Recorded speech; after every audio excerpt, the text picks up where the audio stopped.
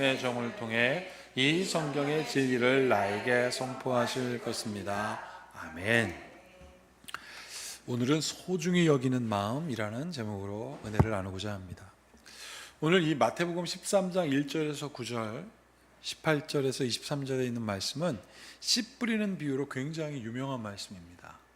예수님께서 씨를 뿌렸는데 그 씨가 길가의 돌밭에 가시떨기 밭에 옥토에 뿌려졌는데 결과가 어떻게 됐느냐, 이런 내용에 대해서 여러분 굉장히 많이 들으셨죠.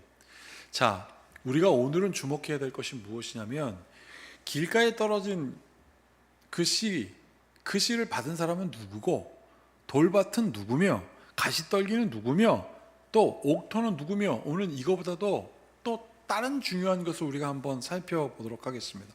먼저 예수님께서 오늘 씨를 뿌렸다고 했는데, 여러분 우리나라는 모를 심을 때 어떻게 합니까? 모를 이렇게 하나 딱 집어가지고 하나씩 딱 심지요. 근데 여기는 그렇게 하지 않습니다. 씨를 이렇게, 제가 이런 표현 쓰겠습니다. 왕창해서 확 뿌려버립니다. 이게 무슨 뜻이냐면 하나님의 나라, 다른 말로 얘기하면 복음이에요.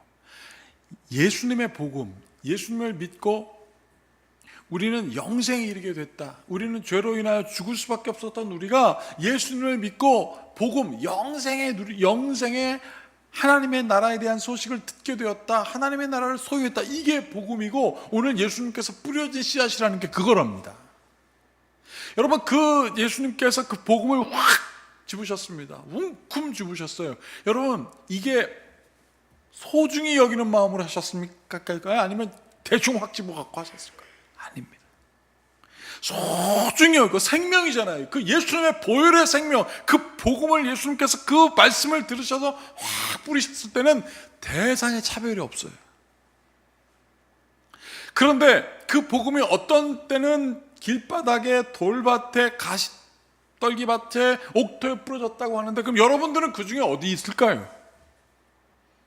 나는 길바닥일까? 나는 돌밭과 나는 가시떨기일까? 나는 지금 옥토일까? 여러분, 지금 우리가 중요한 것은 무엇이냐면, 예수님께서는 믿는 자들이나 믿지 않는 자들에게 예수님께서 갖고 계신 생명의 복음에 하나님의 소식을 확 뿌렸는데, 그것이 여러분들에게 예수님은 아주 소중히 여기는 마음으로 그 복음의 말씀이 뿌려졌다는 사실을 여러분 먼저 오늘 깨닫기를 축복합니다. 이게 너무 중요해요. 어느 밭보다 더 중요한 게 그 복음의 씨가, 예수님께서 정말 소중하게 여기시는 그 복음의 말씀이 뿌려졌다는 거예요. 나에게. 얼마 전에 저희 어머니가 저를 만나시더니 그러시더라고요. 본인이, 제가 정확하게 기억하는지는 모르겠지만 이사야의 말씀을 16번 쓰셨대요. 이사야 말씀을. 그러니까 다 외워지는 것만 같더라는 거예요. 근데 우리 교회 어떤 집사님은 4번 쓰니까 다 외워지는 것 같더라고 말씀을 하시더라고요. 근데 제가 그 얼굴 표정을 봤는데 너무 말씀을 사모하고 소중히 여기는 거예요. 야, 내가 16번 써가지고 다 외워지더라. 그 집사님은 4번 써. 그걸 저한테 설명하는데 그 얼굴이, 저희 어머님 얼굴이 제가 보기에 사랑스럽더라고요. 그 말씀을 소중히 여기는 것 같더라고요. 사랑하는 여러분, 제가 요즘 꼭 알아야 될 성경이라는 주제로 수요일마다 강의하고 주일 오후마다 강의할 때, 제가 하나님 꼭 이 말씀은 알아야 되겠네요 라는 마음으로 준비를 하다가, 최근에 교회에 대한 거를 강의를 하다가 교회사를 다시 보게 됐어요. 기독교 교회사를 다시 공부하다 보니까 뭘 깨닫게 되냐면, 하나님 앞에 있는 사람이 있고요, 교회를 다니면서 사람 앞에 있는 사람이 있더라고요. 여러분들 어디 계십니까? 여러분, 하나님 앞에 계십시오. 하나님 앞에 여러분들이 있어야 하나님의 말씀이 소중하게 여겨지는 거예요. 내가 하나님 앞에 있구나. 그래서 제가 그거를 공부하다가 다시 한번 깨닫습니다. 나는 하나님 앞에 어떤 존재인가 라는 생각을 하게 되더라고요. 여러분, 오늘 예수님께서 씨 뿌리는 비유를 말씀하실 때는 그게 마태복음 13장에 있는 말씀인데, 마태복음 12장에서 예수님께서 제자들을 부르시고 나서 예수님께서 제자들에게 말씀하십니다. 너희들이 앞으로 나의 제자가 되면 이런 어려움이 따를 거야. 아버지가 아들을 죽이는데 내보내고, 시어머니와 며느리가 싸움을 할 것이고, 너희 가족이 너희에게 원수가 될 거다. 예수님께서 이 말씀하고 계신데 밖에서 누군가가 예수님 저기 지금 예수님 저 식구들이 밖에서 예수님 찾는데요. 그랬더니 예수님께서 다 벌어버리고 뭐라고 그러냐면 누가 내 어머니고 누가 내 가족이냐 라고 말씀하셨어요. 정신 차려라. 그리고 하나님의 복음의 말씀을 들어라. 이것을 귀 기울여 들어라 라고 말씀하시는 거예요. 그리고 오늘 13장 1절에 그 말씀을 하신 그때에 라고 하셨습니다. 그때에. 오늘 13장 1절이에요. 그때에 예수님께서 집에 계시다가 밖에 탁 나갔더니 사람들이 바닷가에 쫙 있는 게 있어요. 그리고 그 사람들에게 예수님께서 하신 말씀이 무엇이냐면 귀 있는 자는 들어라. 여러분, 바로 12장 25절에 있는 말씀입니다. 오늘 말씀 바로 직전에 예수님께서 이렇게 말씀하십니다. 다 읽어볼게요. 예수께서 그들의 생각을 아시고 이르시되 스스로 분쟁하는 나라마다 황폐하여질 것이요 스스로 분쟁하는 동네나 집마다 서지 못하리라. 누가 내 어머니고 누가 내 형제라고 했느냐? 왜 구별하느냐? 너희들 정신 차려.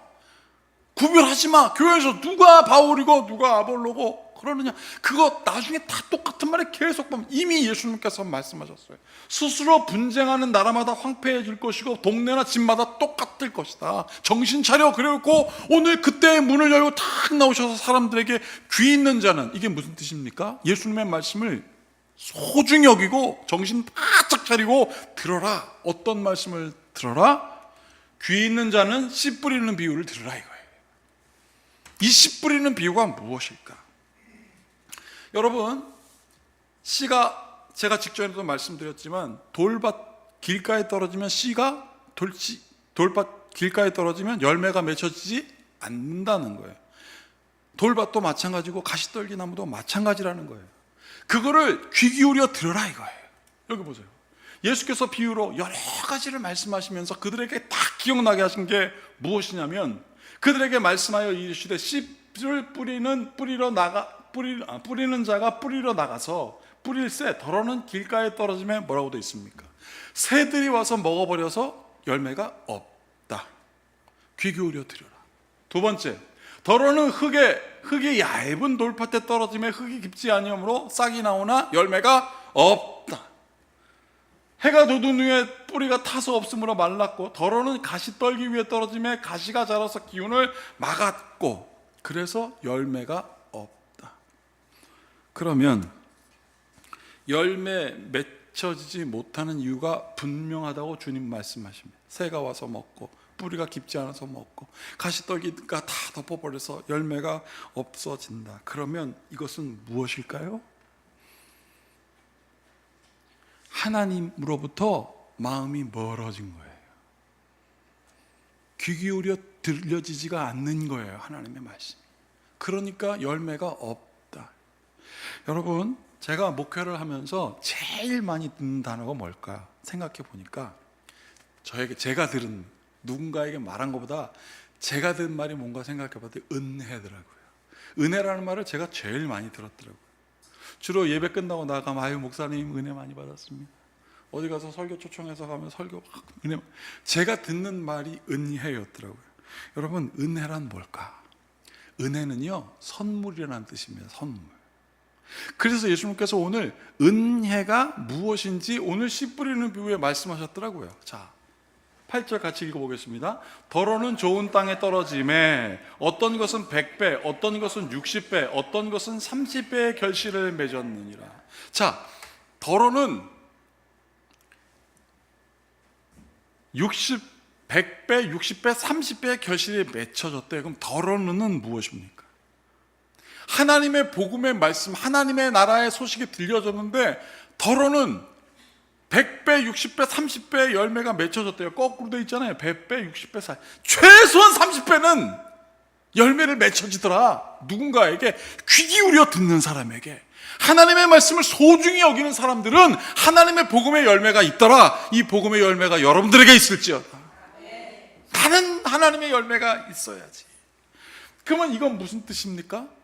은혜가 있더라 이거예요. 하나님의 열매, 하나님의 선물이 은혜가 100배, 60배, 30배가 있더라 이거예요. 그거를 귀 기울여 들어라. 제발 들어라. 예수님이 지금 말씀하고 계신 겁니다. 여러분, 이 예수님이 말씀하신 은혜를 우리가 어디서 알 수 있냐면 예수님의 어린 시절에 알 수 있습니다. 은혜가 무엇인지. 예수님께서 어린 시절에 나이가 자라고 키가 클 때 사람들이 예수님 보고 뭐라고 했냐면 이렇게 했습니다. 예수는 그 지혜와 그 키가 자라가며 하나님과 사람 앞에 더 사랑스러워 가시더라. 은혜라는 말이요, 카리스라고 하는데, 여러분 카리스마라는 말 아시잖아요. 이거는 나를 따르라가 아니라 선물 받은 사람이에요. 어떤 선물 받은 사람이면 카리스마 있는 사람들이 뭘까요?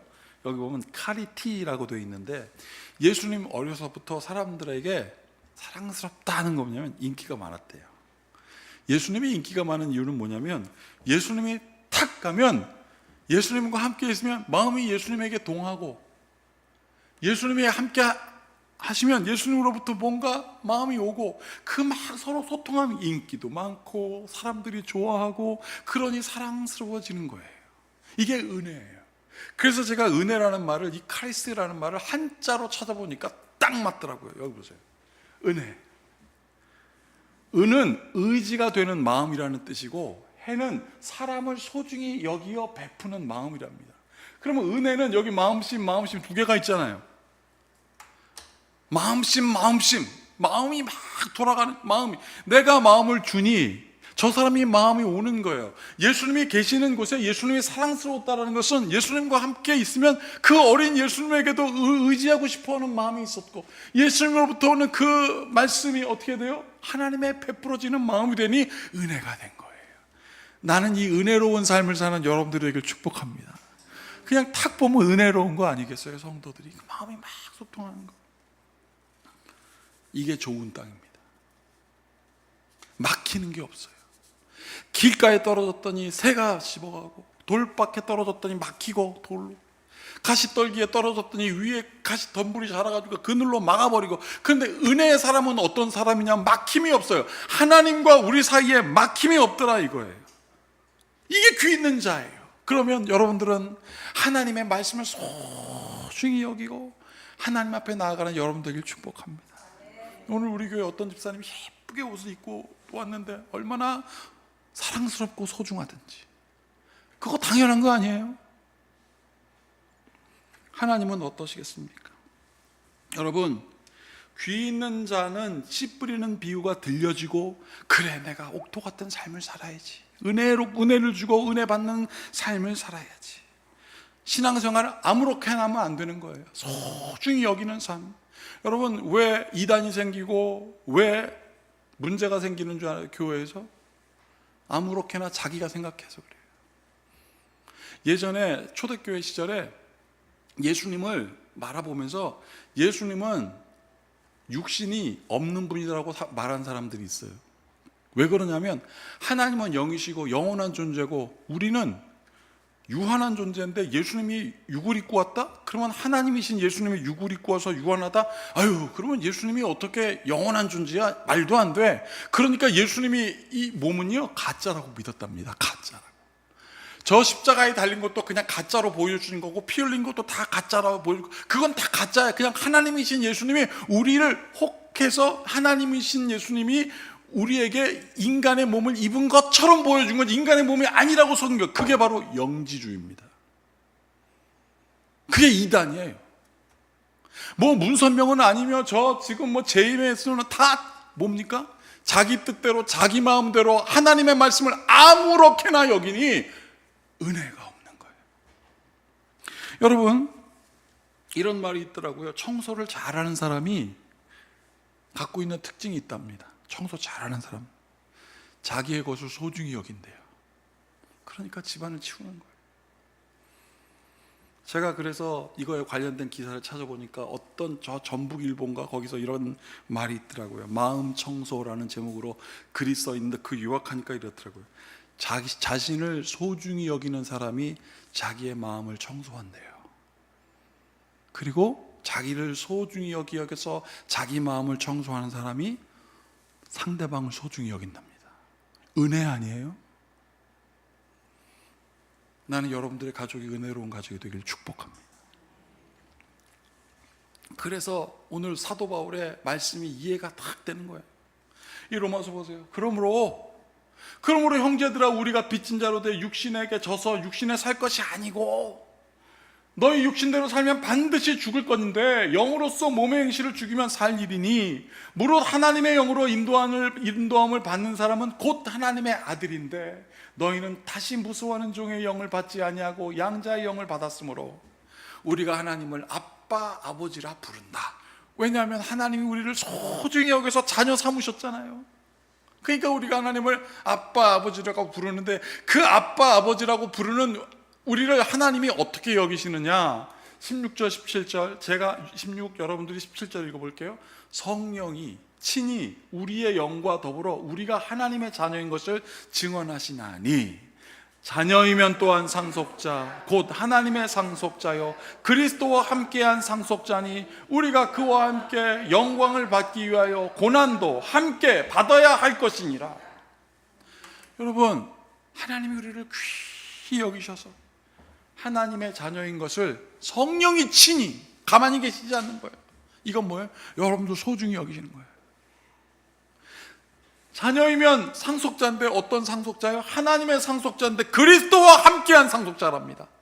예수님이 받은 은혜, 예수님의 그 복음의 역사가 여러분들에게도 있다는 뜻이에요. 그런데 복음 받았으면 고난도 함께 받아야지. 여러분, 1000명의 그리스도인들이 저 초대교회에 살 때 그 중에 3명, 1000명 중에 3명, 0.3%만 순교회 자리에 갔대요. 그러면 3명만 옥토입니까? 귀중히 여긴 거예요. 하나님이 어떻게, 여러분들, 제가 지난주에도 말씀드렸지만 손바닥에 새긴 거예요. 귀하게 여기고 소중하게 여기고. 귀 있는 자는 들으라. 내가 너희를 소중히 여긴 것을 들으라. 사랑하는 여러분, 우리 가운데 하나님을 향하여 마음의 거리를 두면 어떻게 될까요? 여러분, 이런 마음이 있더라고요. 마음이 멀어지면 목소리가 커진답니다. 마음이 멀어지면. 이게 무슨 뜻입니까? 마음 멀어지면 화내는 거예요. 이야! 소리 지르는 거죠. 근데 마음이 가까워지면 소리 지를 필요가 없다. 하나님의 마음의 거리, 하나님의 그 따뜻한 사랑의 가슴의 거리가 출애굽기에 기록되어 있습니다. 이렇게 내가 이스라엘 자손의 신음소리를 듣고 나의 언약을 기억하노라. 여러분, 신음소리를 들으셨대요. 가까이 계신 거예요. 하나님이 귀가 멀으시고 하나님께서 나이가 많으셔가지고 저 하늘에서는 들을 수 없으니까 가까이 와서 들었다는 인간적인 이해가 아니라 우리의 신음소리를 들었다는 것은 뭐예요? 하나님 우리와 밀착해 계신 거예요. 우리와 함께 하신 거예요. 우리를 소중히 여기니까. 여러분, 그래서 마태복음 12장 50절에 보면 예수님께서 오늘 13장 말씀하셨고 12장을 통해서 신중하게 말씀하신 거 아니에요? 그리고 귀 있는 자는 들으라고 하실 때 12장 50절에 이런 말씀이 있더라고요. 다 같이 읽어보겠습니다. 누구든지 하늘에 계신 내 아버지의 뜻대로 행하는 자가 내 형제요 자매요 어머니라 하시더라. 나누지 마. 하나님의 뜻대로 살아. 하나님의 말씀 소중히 여기며 살아봐. 그러면 너희들에게 어떠한 일이 있을 것이냐? 30배, 60배, 100배의 하나님의 나라의 열매가 있는 것입니다. 제가 얼마 전에 카톨릭 방송을 봤어요. 카톨릭 방송 가끔 보는데 젊은 카톨릭 신부가 있는데 주제가 뭐냐면 하느님과 하나님은 달라요? 예요. 저는 이미 신학을 공부했고 그게 뭐가 의미인지는 알고 있으나 저 신부님은 뭐라고 말씀하나 탁 들어가 봤는데 이렇게 얘기하더라고요. 하느님이나 하나님이나 그분입니다. 하느님이라고 한 이유는 아주 이유가 간단하더라고요. 하나라고 하는 숫자인 관사에다가 님 붙이는 거는 국어 문법에 안 맞아서 하늘에 있는 아버지님, 그래서 하느님이라고 한 것뿐이지 하나님과 하느님은 다르지 않아요. 근데 왜 카톨릭과 기독교가 다르다고 합니까? 라고 신부님이 그러길래 내가 나랑 똑같네. 여러분, 하나님 한 분이신 하나님이라서 하나님이라고 했는데 국어 문법이 안 맞아서 하느님이라고 했을 뿐이지 카톨릭과 기독교가 다르지 않아요. 그분이 그렇게 얘기하더라니까요. 그런데 우리는 어떻게 해요? 가르잖아요. 나라와 나라가 분열하면 서로 설 수 없고 집이 서로 분열하면 쓸 수 없고 자녀들이 분열하면 쓸 수 없고 예수님 말씀하고 똑같아요. 나는 귀 있는 여러분들이 되어서 하나님의 말씀만 소중히 여기고 30배, 60배, 100배의 열매를 맺는 삶이 되길 축복합니다. 그러면 은혜가 나눠지는 거예요. 그래서 오늘 이사야 55장 10절에서 11절에 이 말씀이 있는 거예요. 이는 비와 눈이 하늘로부터 내려서 그리로 되돌아가지 아니하고 땅을 적셔서 소출이 나게 하며 싹이 나게 하며 파종하는 자에게 종자를 주며 먹는 자에게는 양식을 줌과 같이, 이게 하나님의 뜻이라니까. 열매 맺게 하신다는 거예요. 11절 다 같이 읽어보겠습니다. 내 입에서 나가는 말도 이와 같이 헛되이 내게로 돌아오지 아니하고 나의 기뻐하는 뜻을 이루며 내게 보낸 일을 형통함이니라. 아멘. 하나님의 말씀이 여러분들에게 있고 그 말씀은 형통이 이루어지는 게 하나님의 뜻이며 하나님의 기뻐하시는 뜻이 여러분들에게 있답니다. 하나님의 소중히 여기심 받는 자녀로 이제 우리가 봉헌 찬양 부를 때인데요, 제가 이런 찬양 선택했습니다. 선한 목자 되신 우리 주, 항상 인도하시고 푸른 풀밭 좋은 곳으로 인도하시니 선한 목자 구세주여 항상 인도하소서. 사랑하는 여러분, 우리를 소중히 여기시는 하나님께서 여러분들이 누군가에게 은혜로운 존재가 되게 하십니다. 여러분들이 누군가에게 소중한 존재가 되게 하시며 소중히 여기는 여러분들 스스로가 또 누군가를 소중하게 여기는 놀라운 소중한 존재로, 귀 있는 자로 하나님의 말씀을 듣는, 예배를 사모하는, 말씀을 사모하는, 기도하는 주의 성도 되기를 바랍니다. 함께 같이 기도하겠습니다. 서로에게 은혜로운 사람으로 존재하게 하소서. 세상에서 하나님의 뜻이 무엇인지 드러내게 하시옵시며 하나님께 소중히 여김받은 사람으로 누군가를 소중히 여기는, 진실로 예수님께서 말씀하신 그 첫 계명 내 이웃을 내 몸처럼 여기는 성도의 핏된 존재가 되게 하시옵소서. 예수님의 이름으로 축복하고 기도하옵나이다. 아멘.